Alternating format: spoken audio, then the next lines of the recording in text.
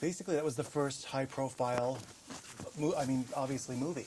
It was the first movie done here, right? Yeah, actually, yeah. I mean, in the States, or a big international movie, and we were talking about how your life was going to change, and you didn't think it. You didn't know. Great, thank you. Thanks. I mean, that was your first movie. You didn't know what was coming after that. Really? True. No. I mean, you're like, I don't know. Maybe people start recognizing me on the street, or so, it was just funny. Yeah, right. Because now it's total. I mean. Do you want me to button that button? Button that button? Oh, yeah, I thought it was. Styling issues now. This is great. That's all right, here we great. go, guys. We good? We good? And Mike, time's yours. But you know, ever since X-Men, though, you just hit the ground running with that, and it just has been nonstop. Yeah. I mean. Well, I feel really lucky with the opportunities I've had. But if even 3 years ago I could have written the script of my career, I don't know. If I think of the last year working with Chris Nolan on this movie, or Darren Aronofsky, or Woody Allen, about to work with Baz Luhrmann, I might even have thought a few years ago, pull it back a bit. That's probably a bit too much, It's really been phenomenal. I'm very, very blessed and very appreciative of it. And then you worked with Scarlett twice, and basically back to back almost, Yeah. right? How long did you guys spend together? I mean, it must. Well, we had the summer in London last year, and then we worked on this one at the beginning of this year. So, yeah, it's good. My agent's going to get a nice hefty bonus at the end of the year. So you've gotten to know each other as well. I mean. Yeah, no, we know each other very well. I mean, we became very good friends on Scoop, and she's a great girl, and we have a lot in common. We both love song and dance and musicals, and I can't wait till audiences really discover her singing talent, because she's really extraordinary. When is she in a role right now that we're going to hear her sing? I don't know if she is one or no.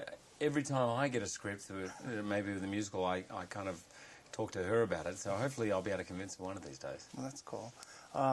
In addition to film, audiences throughout the Midwest may not know. I mean, they probably do from the Tony Awards. Yeah. I mean, you really mix it. You've been mixing it up with Broadway. I mean, with different roles. I mean, between film and that as well. For me, that's the joy of our job. I love the stage. I wouldn't want to sacrifice either if I had the choice. And so lately, I've had the choice. So. It really feeds me, doing this stage stuff. There's something very elemental about it as an actor, and it's you and the audience, and it's a wonderful experience. It's hard work, but for me, it's the ideal cocktail.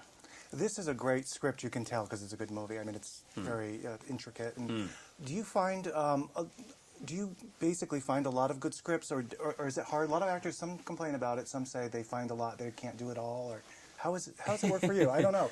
I can't say at every point in my career that I've been turning down heaps of good scripts, but right at the moment, I have to say I'm not complaining at all. But there's better scripts are coming my way, which is a good sign. But it's hard to say no to them when they come. It is, because it's there's not a lot of great scripts around. And this is one of those movies. And one of those scripts that is just, when I read it, I was like, well, this is like nothing I've ever seen before. This is so different. And there's such a great, like the secret at the end of this movie, I don't think anyone's going to see coming. And I think the message to Hollywood over the last couple of years is audiences want something fresh. They want a reason to go to the movies. It's not just a given that they're going to go and see everything. So I think this movie is one of those. The movie is, I mean, you both play magicians. There's something really obsessive about their... Yeah. Is that right? Well, I think most magicians have a slight obsessive nature, because most kids at some point get given a magic box to play with. For a week, 2 weeks, they play with it and try and get a magic trick. But what takes someone beyond that to then spend the next 6 years largely locked in a bathroom in front of a mirror practicing their sleight of hand? That's an interesting thing, and I think both these characters, it's a great study and obsession on what it can do to you.